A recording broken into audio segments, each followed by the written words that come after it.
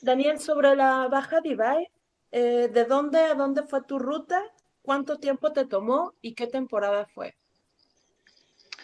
La Baja Divide empieza oficialmente en Tecate, pero Carla y yo la iniciamos en Mexicali. Yo ya había hecho el ascenso de Mexicali a la Rumorosa y lo quería volver a hacer. Y se me hace que iniciar la ruta en la Rumorosa pasas por el Parque Nacional, por un parque nacional donde hay una laguna y estás en el bosque. A mí me gusta más el inicio en la Rumorosa que el oficial que es en Tecate. Entonces nos fuimos de Hermosillo a Mexicali en camión y ya de Mexicali empezamos a pedalear. Este viaje lo partimos en 2 años, fueron 2 meses en 2018 y luego 2 meses en 2019, o sea, fueron 4 meses en total. Um, la ruta pues acaba en Los Cabos, o sea, llegas a La Paz y luego bajas a Los Cabos y vuelves de nuevo hacia La Paz. Son aproximadamente como 3.500 kilómetros, creo que son. O sea, es básicamente el doble de lo que es por carretera. Por carretera creo que son 1.600 y por la tierra es más o menos el doble de distancia. Ujú. Ah, entonces fue un total de 4 meses y esos 4 meses incluyen muchos días en los que no pedaleamos, pues nos quedamos en varios lugares hasta a veces hasta una semana, porque pues también parte de nuestro viaje es conocer lugares, ¿no? Y conocer personas. Entonces no fue nada más pedalear, de hecho, pues no he sacado la cuenta, pero yo creo que la mitad del tiempo fue días de pedaleo y la otra mitad de estar en algún lugar ahí pasándolo chévere. Ujú. Pues es la forma en la que nos gusta a mí y a Carla viajar, ¿no? No viajamos con prisa, tampoco tenemos así como metas, ¿no? Viajamos aproximadamente haciendo 60 kilómetros diarios. Cuando viajamos así por caminos de terracería, 60 kilómetros es una meta conseguible que no te deja pues exhausto al final del día y, y pues si lo haces día con día pues vas avanzando, sí se nota, ¿no? El progreso.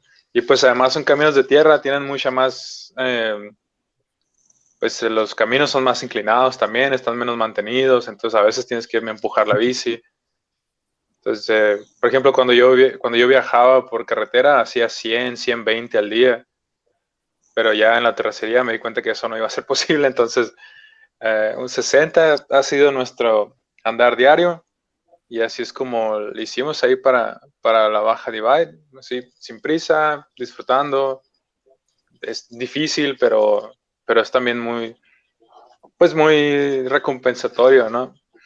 Porque también creo que después de haber hecho la ruta por la carretera, los lugares por los que la Baja Divide pasa están más remotos, están más aislados y creo que la naturaleza está un poco más virgen, por decir así.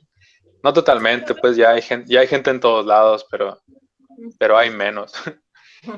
El divide es un término geológico en inglés que se refiere a una franja montañosa. Por ejemplo, la Sierra Madre Occidental sería la divide, ¿no? De México. O sea, parte al país en dos y de ahí las aguas caen o hacia la costa del Pacífico o hacia la costa del Golfo de México. O sea, es un concepto que yo no he encontrado el equivalente en español, no, o sea, es una franja montañosa, pues, pero no queda chilo el nombre si dices la ruta franja montañosa de Baja California, porque queda un nombre enorme, ¿no? Pero el rollo ese del divide es eso, pues es una franja montañosa que parte en dos a una región. Y en este caso, lo que hace la Baja Divide es subirse a todas las cordilleras que hay en la península. O sea, empezando acá por la región de la Sierra de Juárez, que es la que está ahí al sur de la Rumorosa, o la zona de San Pedro Mártir, y luego más abajo, o sea, vas tocando montañas siempre que se puede, ¿no? Esa es su característica, ¿no? Ir Entonces, como en zigzag y subir, bajar, subir, bajar. ajá, sí, sí, tocas montañas, bajas a la costa, y luego tocas montañas de nuevo y bajas a la costa opuesta, y así te vas de un lado a otro. ¿Fue Entonces, ahí, en otoño? la La segunda. hicimos marzo, abril, ambos años. De hecho, la primera vez nos devolvimos por eso. Desde 2018 estábamos estábamos en Bahía de Los Ángeles y íbamos rumbo a Guerrero Negro y ya hacía calor de 35, ya estaba poniéndose caluroso, así es que decidimos no seguirle y ya nos fuimos en camión hasta La Paz y agarramos ese ferry. Entonces ya al siguiente año volvimos febrero o marzo para ganarle un poquito al calor. Ah. ¿Ya crees que abril ya no es tiempo de abril hasta que octubre? Sí, pues cuando fui en 2016 la primera vez, yo de hecho llegué a Baja California en abril. La crucé en abril, mayo y junio. Me tomó 3 meses cruzar la península y la hice durante esos meses. La diferencia es que las distancias entre puntos de reabastecimiento, o sea, sobre la carretera, casi cada día tienes un lugar donde llegar y por lo menos hay agua, ¿no? Pero cuando vas por la Baja y de Bay tienes que traer agua para 2 o 3 días a veces. Entonces, si le sumas que hace un calorón, necesitas cargar como con 20 litros de agua y pues no, está un poco difícil, ¿no? Bueno, antes que nada, un abrazo a todos. Hola. Yo salí el 6 de enero de Tijuana y fueron pues casi 5 meses de paz en el ferry como Mazatlán, donde estoy ahora. Y bueno, al igual que Daniel, yo tuve muchas pausas, ¿no? O sea, fui deteniéndome en algunos lugares, por ejemplo, en Mulegé estuve alrededor de 1 mes y medio. Esto también por la naturaleza de mi viaje, ¿no? Porque como tengo que ir generando recursos para poder continuar, aproveché la Semana Santa en Bahía Concepción para ir a las playas, vendo arte, produzco artesanía y la vendo. Entonces, aproveché la Semana Santa y algunas semanas más para generar en la bahía. Y en algunos otros lugares duré 1 semana, 2 semanas, y así. Comentabas que ahora que llegaste a La Paz, ya el calor ya no era pedaleable. Bueno, esto por la particularidad de mi compañía, que es una perrita. Ella realmente no está acostumbrada a estos calores, ¿no? Antes de partir a Tijuana, yo vivía en Guanajuato, en la sierra, entonces es un clima bastante fresco. Ella está acostumbrada más como al clima de las montañas, de la lluvia. Entonces acá ya los últimos días la veía realmente agotada y muy acalorada, ¿no? Entonces decidí ya cruzar a Mazatlán, que no es tampoco que aquí sea muy fresco, pero como me comentó Daniel, al menos aquí hay más sombra, ¿no? Vale. Pasamos a Edgar. Partimos de Tijuana, yo me uní a la ruta Chichimeca. Todos los años salen en la misma fecha. Es una ruta que se viene haciendo año tras año y parten el 1 de julio, ¿sí? El 1 de julio es la salida oficial. Conocí de la ruta Chichimeca justo 3 semanas antes de que se me metiera la idea en la cabeza de querer hacer un viaje en bicicleta por Baja California. Entonces, decidí unirme a ese grupo. El punto es de Tijuana a La Paz nos llevó 23 días. Estaba haciendo apenas ahorita esos cálculos exactos. Sí fueron 23 días. Que mucha gente a lo mejor quiere hacer un viaje rápido, ¿no? De, no sé, 2 semanas o 3. Yo creo que sí es posible atravesar Tijuana a La Paz. Bueno, la ruta Chichimeca lo hace en 23 días que ya están programados. Y eso que tiene días de descansos, como unos 4 o 5 días son de descanso, ¿no? Tocó descanso en alguna parte de Santa Rosalía, de Loreto, y etcétera, ¿no? Hubo como unos 4 o 5 días. pedalear y pistear un chingo, ¿no? Ahí, ponerte hasta la madre ese día bien pedo. Ok. Bueno, una noche antes, ¿no? O sea, el día que llegaste sí pisteale porque mañana es descanso y ya te curas la cruda ahí. Yo sé que la cerveza no se lleva bien con el ciclismo, pero en este caso de un viaje por la baja, vas viendo los letreros esos de las cervezas y pues la verdad es que es difícil decirle que no a una cerveza en esos climas, ¿no? ¿Tenías horarios para pedalear, Daniel? No, la verdad no. Pues la ventaja del invierno es que puedes pedalear todo el día. Creo que todavía marzo, Baja California se presta para pedalear todo el día. Entonces, más o menos el horario del sol. O sea, empezábamos nuestra jornada con el sol, empezar a hacer desayuno, recoger el campamento, empezar a movernos. Y poco antes de que se moviera el sol, de que se metiera el sol, era ya empezar a buscar dónde dormir y hacer fogata y hacer cena, ¿no?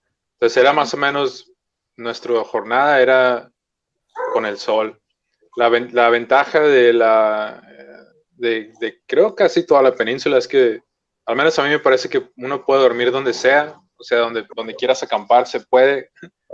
Y entonces buscar un lugar para acampar era casi cuestión de decir, hay que buscar un lugar. Y luego, ahí está. Así es que no nos tomaba tanto tiempo, era bastante rápido. Es que yo diría que empezábamos a pedalear entre 9 y 10 de la mañana y parábamos como a las 5, quizás 6, dependiendo qué tan cansados estábamos del día. Y pues durante el día hacíamos múltiples paradas para una comida grande y comidas más pequeñas, así a media mañana, a media tarde. Y pues sí, ya para las 8 ya estábamos generalmente ya dormidos, 8 o 9 de la noche, y luego ya otra vez con el sol al día siguiente. Sobre estar en un lugar descansando, realmente no teníamos. O sea, en Bahía de Los Ángeles tengo una amiga ahí, entonces nos quedamos como una semana y media con ella, hasta que ya nos dio ganas de movernos otra vez.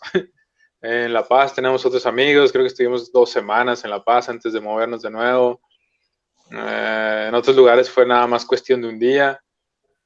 Así es que, pues depende de cómo nos íbamos sintiendo ahí. Iván, pedaleabas, digo, con la característica de tu viaje, ¿cómo te organizabas? Pues como el viaje comenzó en invierno, realmente el rendimiento era bastante bueno, ¿no? Porque al menos lo pude comprobar ahora que empezaron los calores. Subir una cuesta, valga la redundancia, me cuesta el doble o el triple con el calor. Encima, si pensamos que, bueno, yo viajo con Coyota en una caja que adapté la parte trasera. Hay tramos donde no me gusta bajarla porque está demasiado caliente el asfalto, se le queman sus patitas, o eso pienso yo, ¿no? Entonces, pues era subir con la perrita encima de la bicicleta, a veces bajarme yo. Entonces, pues sí, realmente eso se complicaba un poco, ¿no? En invierno podíamos pedalear varios días seguidos sin ningún problema. Bueno, digo podíamos porque salí con otro compañero que se quedó en Mulegé, se enamoró de Mulegé y se quedó ahí.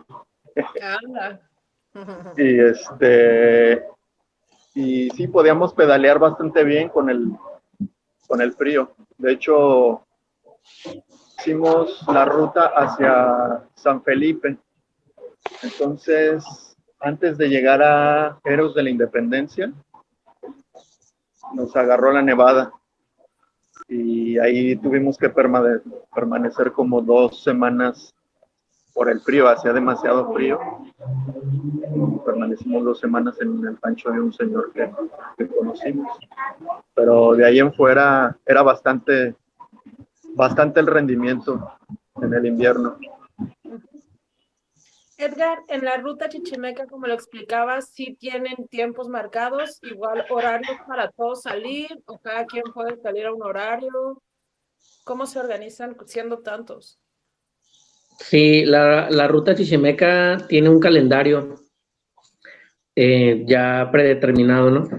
Y sí, ese calendario viene marcado qué día se sale, a qué hora se sale eh, y a qué punto se llega. Bueno, en mi experiencia el año de hace 2 años, me parece, de hace 2 años con la ruta chichimeca fue eh, en algunas ocasiones se salió de la rutina del calendario marcado. Aún así, el objetivo era llegar a La Paz en una fecha ya establecida. Entonces era de administrar nuestros tiempos bien para llegar a La Paz. Influye mucho el kilometraje que hagas cada día y es como que cada vez quieres avanzar más kilómetros. Eh, en la parte de la baja así fue para mí, en la ruta chichimeca. Yo me despegué de la ruta varios días por el mismo hecho de que yo no tuve tiempo de preparación. Pues a decir verdad, yo nunca había tenido bicicleta desde la infancia. Entonces sucede que me compro una bicicleta y a las 3 semanas ya estoy saliendo con la ruta chichimeca. Sin Ándale. antes haber hecho, durante esas 3 semanas lo único que hice fue ir de mi casa al trabajo y yo vivo en, bueno, la colonia Reforma en Tijuana, tengo que subir un cerro. Entonces ese fue mi entrenamiento, ¿no? Subir ese cerro cada 3 semanas. Sí, Tijuana. Y para mí fue muy cansado, yo me fui quedando atrás y siempre trataba de alcanzarlos y de llegar porque pues había comunicación por teléfono, por Facebook. Y este, es una bonita experiencia por el compañerismo, conoces a mucha gente, casi muchos son cicloviajeros. Bueno, en mi caso me tocó conocer a gente que tiene años haciendo viajes por muchas partes de México y del mundo. El hecho de ir con mucha gente se adquiere también experiencia de los otros. Y bueno, tengo muchas ganas de volver a hacer la baja, pero de manera más tranquila, que fue como después empecé yo a hacer el viaje ya fuera de la baja. Pasamos a la siguiente, en dos partes. Primero, ¿qué bicicleta usaron? Las características de su bicicleta. Y segundo, ¿hay algún sentido que sea más favorable de norte a sur? Daniel. La bici que yo usé es una herramienta muy específica, yo creo, para caminos de terracería. Es una bici rígida. Podría decir que es una bici, pues es de montaña, nada más que las llantas son de 3 pulgadas de ancho.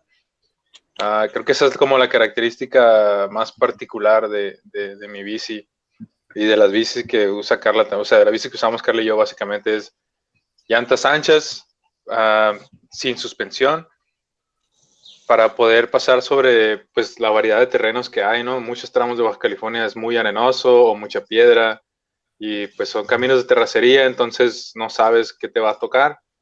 Después quieres traer esa llanta gordita para poder pasar sobre esa tierra suelta o piedras, ¿no? que hay ahí.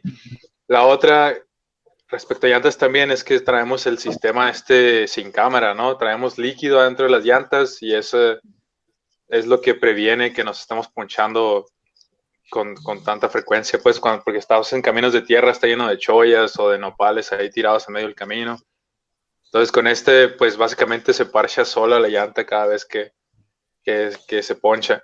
Yo creo que ese es uno de los requerimientos básicos para hacer la baja divide, y es algo que cuando me preguntan les digo, ponle la llanta más ancha que puedas a tu bici antes de ir a hacer esa ruta, ¿no? Sobre lo otro, yo creo, a mí me gusta la dirección de norte a sur y creo que se vuelve particularmente importante cuando uno va sobre la carretera, porque lo que he leído es que las corrientes de aire predominantes ahí en la península son de norte a sur. Entonces, si vas de sur a norte, aumentas los días en los que vas a tener el aire de frente, comparado a si lo haces de norte a sur. Que aún yendo de norte a sur, a ustedes seguramente les tocaron días con el aire de frente, ¿no? Y un aire, no airecitos, sino vientos muy, muy fuertes. Sí. Por lo que tengo entendido es que los vientos predominantemente van de norte a sur, entonces Creo que por eso prefiero esa dirección. Oye, voy a hacer un paréntesis. ¿Qué fue más difícil, por decir algo, para ti? ¿El sol, la temperatura o el viento? ¿Qué te causó más conflicto?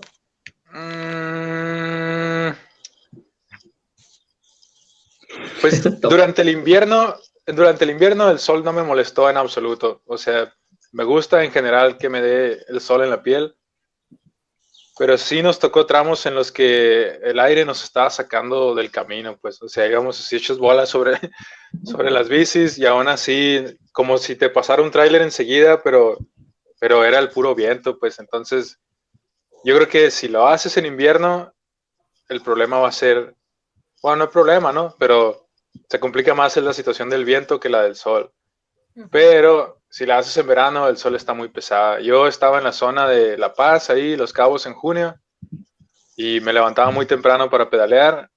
A mediodía agarraba una sombra y me quedaba ahí como 4 horas y le daba otra vez en la tarde porque el calor, el sol allá es brutal, pues, y es muy peligroso también si uno no se cuida. Así Claro. es que depende de la época, yo creo. Claro. Ahora, voy a aprovechar aquí. Yo, el tiempo en el que estuve más caluroso, que yo salí de Tijuana en julio, o sea, me tocó julio, agosto, septiembre. Cualquier actividad tenía que empezar a las 5 de la mañana, o por lo menos esa era mi rutina, a las 5 para estar terminando a las 9 y poder retomar a las 4 o 5 de la tarde, aprovechando que los días son más largos. Y en todo ese inter era intentar siquiera descansar, porque yo llegué a registrar 54 grados. Entonces, a veces ni siquiera era para tomar una siesta, solo para terminar medio atarantada en algún cardón por allí, ¿no? Entonces, y para mí, iba yo muy mentalizada que si el calor y que el sol y todo lo demás, y sí, pero a mí algo que me agotó inesperadamente fue el viento. En algunos puntos fue frustrante, porque a pesar de que podía consultarlo, no le di la importancia que tenía. Entonces, a mí, por ejemplo, me tocó llegando a La Paz, empezar justo con la temporada de vientos y en verdad yo creo que iba como a 5 kilómetros por hora y el cansancio y la sed era muy distinta a la que me vivía bajo el sol, ¿no? Como que no me la esperé. Pero bueno, Iván, ¿cuál es tu bicicleta y harías la ruta en sentido inverso? Mi bici en realidad pues, es una Mercurio, marca Mercurio de aluminio. Realmente no considero que sea como lo más adecuado, pero es lo que yo tenía, ¿no? Al final de cuentas creo que, bueno, me topé mucha gente que decía, yo quiero viajar y tengo tal bici, o veía su bicicleta y yo decía, pues hazlo, ¿no? Creo que a veces importa más como las ganas, el coraje de hacer las cosas que el vehículo que traes, ¿no? Y que si volvería a hacerla, Al revés. yo creo que al revés, pues sí, ¿por qué no? Considerando las razones que mencionaba Daniel de la dirección del viento, sí puede ser mucho más cansado, ¿no? Creo que el tema del viento en contra sí es de lo más duro, ¿no? Coincido en que la cuestión del sol durante el invierno no es tan pesada, pero si te tocan vientos en contra, creo que es más duro que si te tocan muchas cuestas seguidas. Bueno, al menos así lo viví yo. ¿Edgar? Bueno, mi bicicleta es una bicicleta muy sencilla, muy básica también. Es de cromolio y es de medida 700 el rodado. Igual yo creo que reafirmo lo que dijeron, lo que dice Iván. estoy de acuerdo, ¿no? Yo diría lo mismo, con cualquier bicicleta puedes hacer un viaje. Problemas sobre la carretera siempre van a surgir si uno los va también, si te vas mentalizando, puedes tener un buen viaje incluso con la bicicleta más,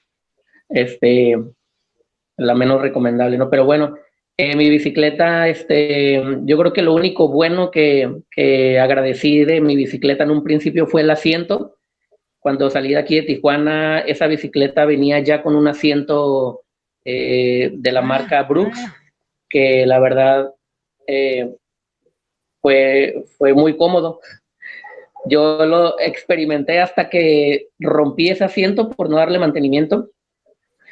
Tuve que comprar otro y ahí dije que tiene mucho que ver el asiento, ¿no? Para ir muy cómodo, sobre todo cuando uno pedalea 80 o 100 kilómetros.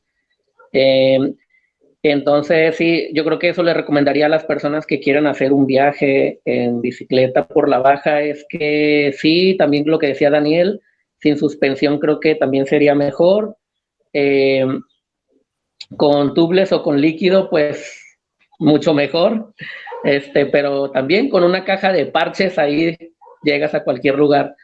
Haría la ruta, bueno, sí la volvería a hacer de norte a sur, la verdad definitivamente voy a volver a hacer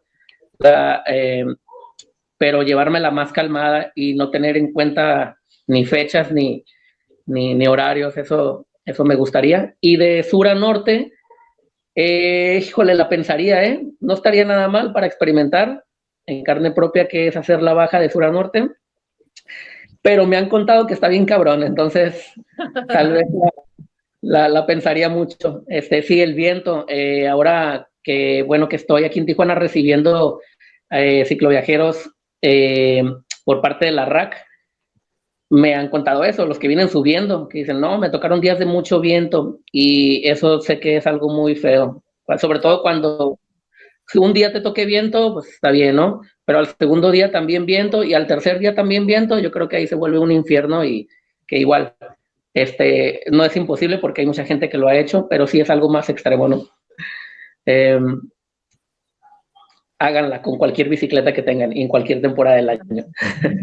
Ahorita que comentaste esto de los viajeros, he percatado que hay dos grupos de personas que la recorren. Quienes viajan, ya sea a Mexicali o a Tijuana, para bajarla, y quienes ya vienen en la bicicleta cruzando México y son quienes mayormente empiezan en La Paz, continúan y van hasta el norte. A mí me tocó coincidir con dos viajeros franceses que venían en esta ruta y bueno, esa curiosidad de qué pasaría si lo hiciera a la inversa. Yo, por ejemplo, salí con mi bicicleta Trek, que ya voy dándome cuenta que es del 95, lo cual la hace particular en el sentido de que sí, es un material cromóleo, pero la marca en este momento estaba haciendo una transición a experimentar bicicletas de montaña. Entonces, no era una bicicleta de ciudad como la que venían manejando, urbana, era una transición a la otra. Entonces, no era híbrida porque no existía, no se pretendía ese concepto, pero era una intermedia y a mí no me funcionó muy bien. Sin embargo, yo realmente no elegí esa bicicleta. A lo largo del camino, para mí fue fundamental que fuera de mi tamaño, porque al no ser de mi medida, podía usarla bien en la ciudad y no me había percatado de las consecuencias que iba a tener el que la bicicleta fuera ligeramente más grande. Por ejemplo, yo tuve que encontrar una potencia más corta en el camino, porque ya empezaba a resentir en los caminos de terracería, sobre todo, articulaciones, codos y muñecas. Entonces, si bien la bicicleta me funcionaba en Tijuana, no me había percatado de eso, no le había dado esa importancia.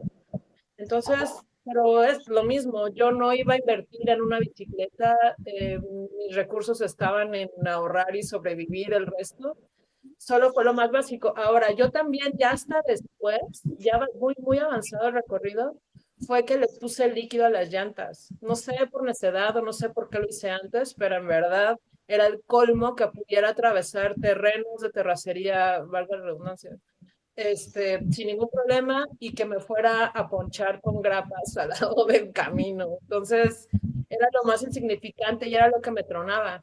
Ahora sí, yo hubo un punto en el que ya me cansé de traer 5 repuestos para la cámara y tener que estarlos parchando, cuando en realidad para mí la solución ya muy tarde fue en poner el líquido y de ahí en fuera ya no se me ha ponchado. Entonces, y por 150 pesos, digo, ni todo lo que gasté en cámaras de refacción. La siguiente, ¿cuántos litros de agua llevas y si preparas algún tipo de suero? Daniel. Yo, general, mi cantidad de agua para empezar son 6 litros. Los cargo adentro de la bolsa del triángulo, que de hecho para eso es. Mi bici está hecha con el triángulo más grande que pueda tener para mi medida. Y ahí traigo una mochila y uso 2 bolsas de 3 litros de agua.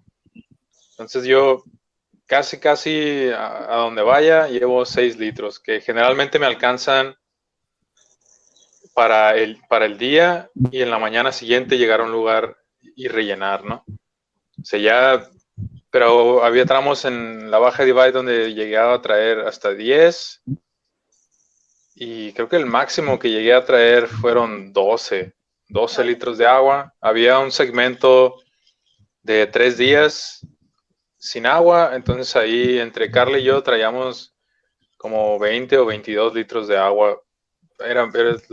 Fue ridículo, mi bici, lo más pesada que he sentido la bici siempre.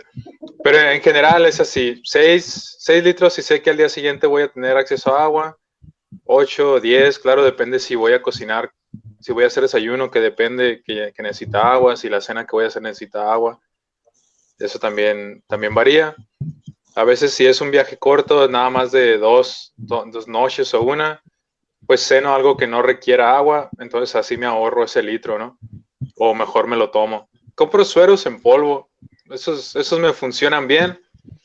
Sueros en polvo y son muy fáciles de cargar, puedes comprar una caja con, creo que trae como 10 sobres y generalmente eso es lo que cargo.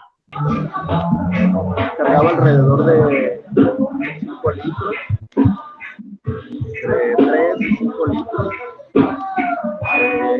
Creo que también el cambio de estación, ¿no? Del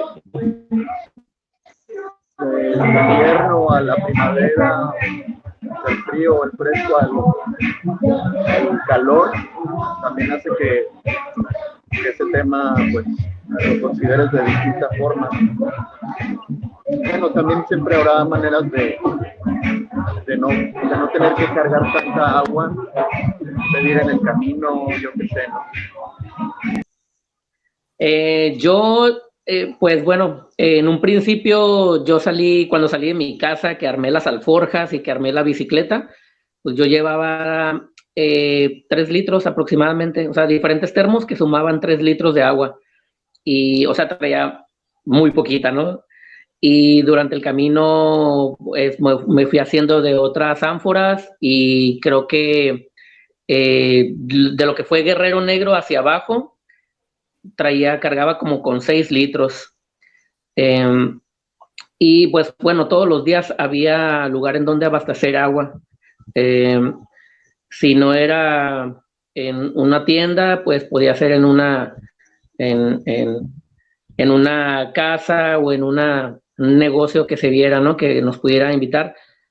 Yo como lo atravesé con la ruta Chichimeca, pues íbamos 50 personas, entonces era muy difícil que encontrarnos a alguien que a 50 personas les regalaran agua, ¿no? Al viajar solo, bueno, tiene uno más ventaja de que alguien te invite un vaso de agua en el camino. Pero cuando vas en grupos difícil, en la ruta Chichimeca nos recomendaron ir a los centros de salud, donde viéramos un centro de salud, llegar y pedir sueros, son gratis. Y bueno, en Ensenada a mí me tocó agarrar sueros y la persona que nos entregó nos dio bastantes, nos dijo, sacó una caja y dijo, agarren los que quieran. Y pues yo traía como 20 sobres, que al final creo que hasta ni me los tomé, ¿no? Pero porque sabían malos, ya sabes que no saben a nada. Calientes, sí. Pero bueno, sí ayudan 2 que 3. Y bueno, en mi experiencia yo me iba organizando, llevaba 5 litros, de los cuales 2 eran suero. Para mí era indispensable traer limones, bicarbonato y sal. para diferentes usos. Incluso yo, por ejemplo, con el cabello largo, algunas veces era el bicarbonato lo que me ayudaba a mantener el cabello medianamente limpio, pero tuve la experiencia de quedarme sin minerales y es una sed bastante particular porque es insaciable. Esa vez no me fui, en ese tramo no fui lo suficientemente preparada. Me empezó como cierta angustia porque me iba quedando sin agua, a tal punto en el que tuve que pedir en el camino, tuve que aprender a pedir agua, lo cual quiero enfatizar en el sentido de que quizás uno de los miedos, sobre todo en la baja norte, las distancias prolongadas se genera el temor a que no consigas agua, a excepción de la baja Divide. En mi experiencia creo que nunca me faltó, ya sea que me fueran regalando en el camino o que simplemente llegabas a algún lugar y te la ofrecían. Entonces, para mí eso ha sido más un mito. Sin embargo, el quedarme sin minerales fue una experiencia que no había tenido antes y que tuve que identificar en ese momento, porque a pesar de ya haber conseguido agua y estar bebiendo, era una sed que no podía saciar. Entonces, a partir de ese momento, yo cargué todo el tiempo 1 o 2 limones, bicarbonato y sal.